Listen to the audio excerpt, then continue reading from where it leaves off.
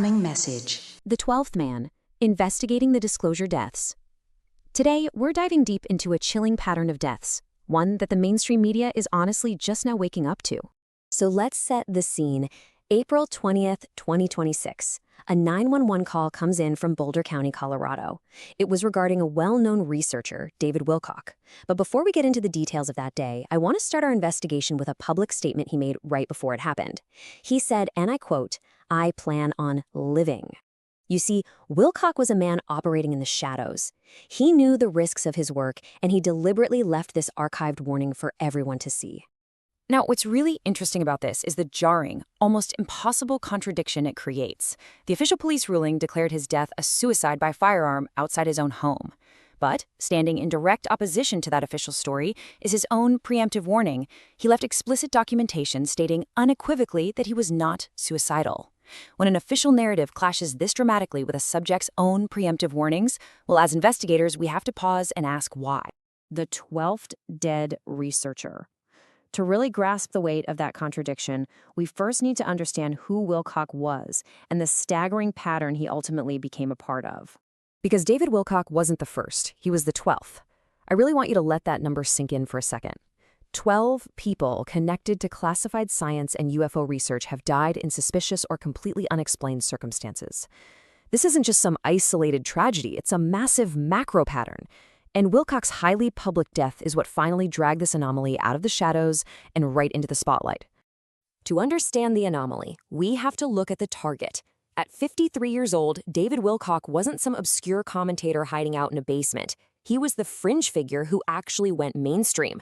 We're talking about a New York Times best-selling author, a star on the History Channel's Ancient Aliens with over 50 episode appearances. He commanded a massive independent media operation reaching tens of millions of viewers. For over 2 decades, he operated as this highly visible bridge between classified insiders and the general public.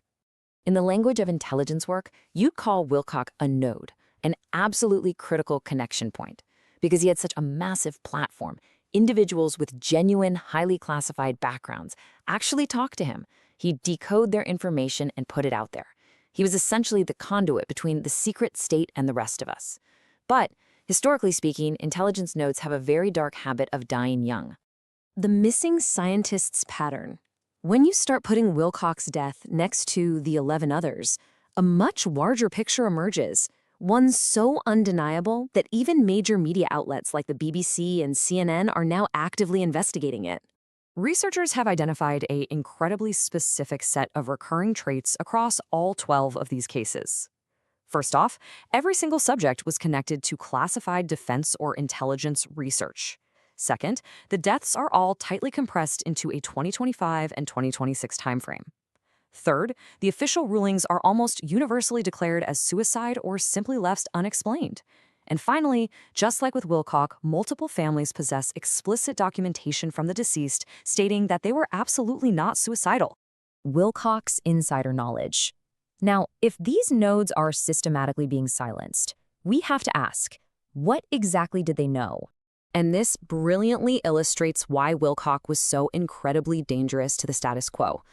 Claims he made years ago, which were completely dismissed as wild theories at the time, are now actual government validations. He described the private contractor structure back in 2014, and then David Grush confirmed it under oath in 2026. He detailed multiple non-human species years before recent whistleblowers like Puthoff and Grush went public. He described specific reverse engineering facilities that now map perfectly to recently released public documents. His insider access wasn't some myth. It was verified intelligence. And the whole tone of his reporting dramatically shifted right before he died. According to the people who followed him closest, Wilcock became incredibly urgent. He stopped hedging his words. He explicitly warned his audience of an accelerating internal conflict, literal warring factions inside classified programs. He claimed one side was trying to force public disclosure while the other side was violently trying to prevent it. The disclosure timeline correlation. In forensic investigations like this, timing isn't just a factor, it's absolutely everything. Let's map out this chronological correlation. For months, Wilcock reports on this escalating internal war over government secrecy. On April 20, 2026, he's found dead in Colorado. Then, shortly after, on May 8, the first major batch of the Pursue files drops. This was a massive cache of declassified UFO data, the exact kind of information he spent his entire 25-year career trying to expose. 18 days. Think about that. There is a mere 18-day gap between the violent death of the world's most prominent disclosure node and the sudden historic release of 80 years of classified files. This 18-day window is literally the timeline's smoking gun. It's the exact correlation that takes this from a tragic coincidence and elevates it into an active, serious investigation.